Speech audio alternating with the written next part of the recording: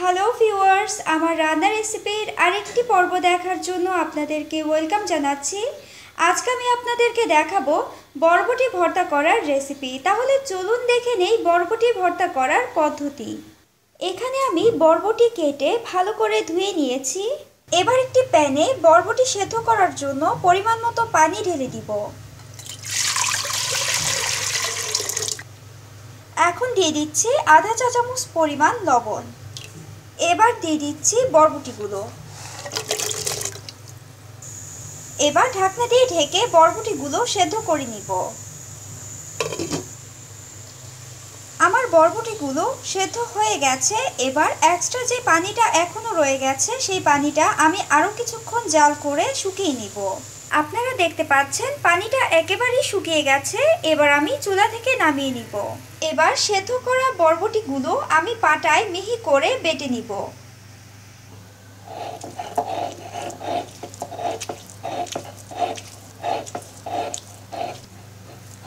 আমার বরবটি বাটা হয়ে গেছে। এবার একটি ফ্রাইং প্যানে আমি 1 টেবিল চামচ পরিমাণ সরিষার তেল দিয়ে দিব। এবার দিয়ে দিচ্ছি 4টে কাঁচামরিচ। এবার কাঁচামরিচগুলো হালকা ভেজে নিব। আমার কাঁচামরিচগুলো ভাজা হয়ে গেছে। এবার কাঁচামরিচগুলো আমি পাটায় মিহি করে বেটে নিব।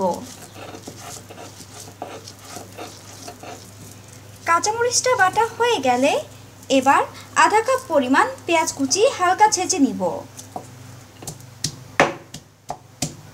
কিছুটা পেঁয়াজ গলে যাবে, আবার কিছুটা পেঁয়াজ আস্ত থেকে যাবে।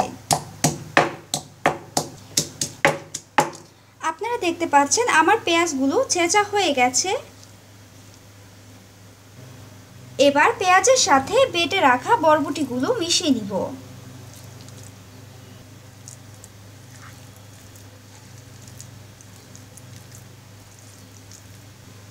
মেশানো হয়ে গেলে এবার দিয়ে দিচ্ছি 1 চিমটি পরিমাণ টেস্টিং সল্ট এবং স্বাদ মতো লবণ। এবার আবারও ভালো করে মিশিয়ে নিব।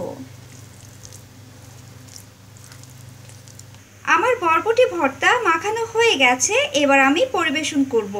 সো ভিউয়ার্স, হয়ে গেল আমার বরবটি ভর্তা করার রেসিপি। আশা করি আপনাদের আমার এই রেসিপিটি ভালো লেগেছে।